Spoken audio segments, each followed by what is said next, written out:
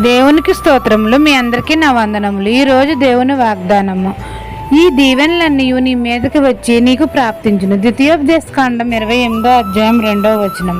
మన దేవుడైన యెహోవా మాట మనం అందరము శ్రద్ధగా విని వాటిని గైకొనని ఎడల తండ్రి దీవెనలన్నీ మన మీదకి వచ్చి మనల్ని ప్రాప్తిస్తాయి అని మనల్ని దీవిస్తున్నారు. తండ్రి మనల్ని భూమి మీద ఉన్న సమస్త జన్మల కంటే మనల్ని హెచ్చిస్తాడు. మనం పట్టణంలోనూ దీవించబడదుము, పొలంలోనూ దీవించబడతాము. మనం లోపలికి వచ్చినప్పుడు దీవించబడతాము, బయటకు వెళ్ళినప్పుడు దీవించబడతాము. మన గంపయు పిండి పిసుకు తొట్టియు దీవించబడతాయి.